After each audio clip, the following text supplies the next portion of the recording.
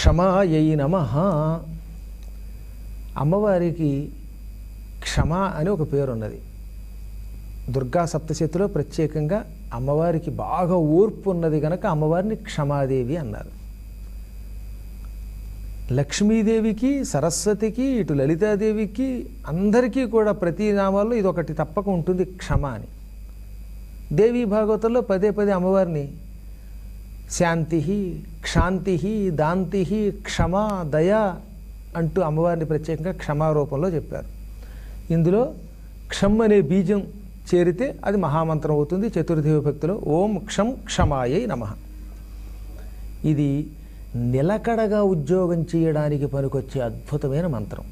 అదేమిటో కానీ కొంతమందికి నిలకడ ఉండదు. ఎప్పుడు ఇవాళ ఒక ఉద్యోగం వెతుకుతాడు, అందులోకి అడుగు పెడతాడు, 10 రోజులు పనిచేస్తాడు, మళ్ళీ రిజైన్ ఇచ్చేస్తాడు, ఇంకో తోటకి ఎడతాడు. ఆ రంగము ఉండదు. మానవుడికి ఒక నియమం చెప్పారు, నువ్వు ఎందులోకో ఒక దాంట్లో అడుగుపెట్టు, దాంట్లో మాత్రమే కృషి చెయ్యి. 100 ఇంటిలోకి తిరిగితే చివరికి అది ఇది కాకుండా అయిపోతావు.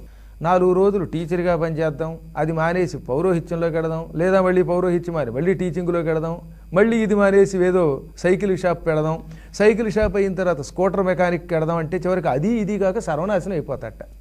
సర్వభ్రష్టస్య అన్నారు ఇలాంటి వాళ్ళకి. మహాభయంకరమైన కర్మయోగాల వల్ల ఎందులోనూ బుద్ధి నిలకడగా ఉండదు. జ్ఞాని ఎన్నుకున్న రంగాన్ని చివరిదాకా అలాగే నిలబెట్టుకుంటాడు. ఏదో ఒక ఇష్టమైన రంగంలో ప్రవేశించాక యావజ్జీవితం దానిని అనుసరించడం ఉత్తమం అన్నారు. తన రంగం విడిచిపెట్టి ఇంకో రంగంలోకి వెళ్ళిన వాడు అటు వెళ్ళడు ఇటు వెళ్ళడు. అంటే 2 పడవల్లో కాలు వేయటం అంటారు.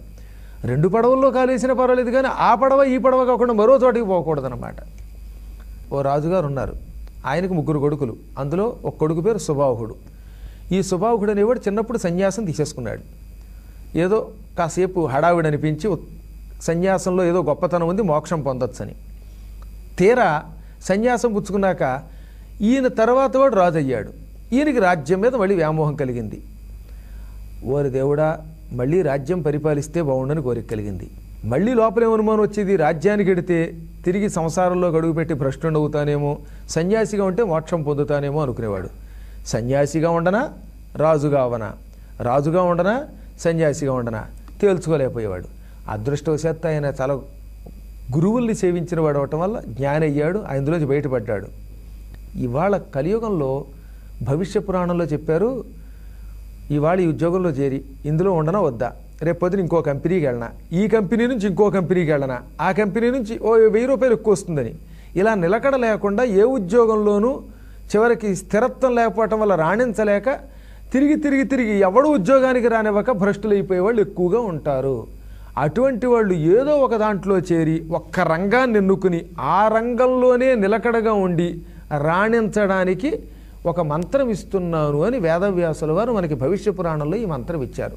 అదే ఓం క్షం క్షమాయై నమః. ఇది ప్రతి బుధవారం నాడు సూర్యుడు ఎర్రగా ఉదయిస్తున్న సమయంలో అప్పటికే స్నానం పూర్తి చేసుకుని కుంకుమ పెట్టుకుని తులసీ దళాలు చేత్తో పుచ్చుకుని లలితాదేవి పటం ఎదురుగుండా పెట్టుకుని ఓం క్షం క్షమాయే నమః ఇలా 108 సార్లు జపం చేస్తూ తులసీ దళాలతో లలితాదేవిని పూజించండి. అయ్యాక పటికి బెల్లం కానీ నివేదన చెయ్యండి. ఇది ప్రసాదంగా మీరు కూడా కొంచెం తీసుకోండి. ఇలా 27 బుధవారాలు చెయ్యండి. 27 బుధవారముల పాటు ఓం క్షం క్షమాయే నమః అనే మంత్ర జపం చేస్తూ లలితాదేవిని దేంతో పూజించాలన్నాం, తులసీ దళాలతో. నైవేద్యం పటికి బెల్లం లేక బెల్లం. అయ్యాక జపం పూర్తయ్యాక ఈ పటికి బెల్లం కానీ ఆ బెల్లం కానీ కొంచెం తినాలి, ఒక్క తులసి దళం కూడా తినాలి. ఎన్నిసార్లు జపం చేయాలి? 108 సార్లు. ఎన్ని బుధవారాలు? 27 బుధవారాలు. ఈ జపం ఇలా 27 బుధవారములు విడిచిపెట్టకుండా చేస్తే ఏదో ఒక రంగం మీద మనస్సు నిలబడుతుంది, ఎన్నుకున్న ఉద్యోగంలో రాణిస్తాడు, చీటికి వాటికి కోపం వచ్చో ఇంకోటో లేకపోతే ఉద్యోగంతో వదిలేసి వెళ్ళిపోవడం, జీవితంలో పైకి వస్తాడు. ఈ విధంగా ఉద్యోగంలో నిలకడగా రాణించి శుభ్రంగా సంపాదించుకుని కీర్తి పొందడానికి, అందులోనే మంచి అభివృద్ధి సాధించడానికి పనికొచ్చే అద్భుతమైన మంత్రం.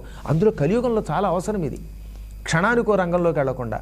కాబట్టి అందరూ కూడా గుర్తుపెట్టుకోవాల్సింది ఏమిటంటే, సాక్షాత్తు ప్రకృతి మాత జగన్మాత ఇచ్చిన మంత్రం ఇది. ఓం క్షం క్షమాయై నమః.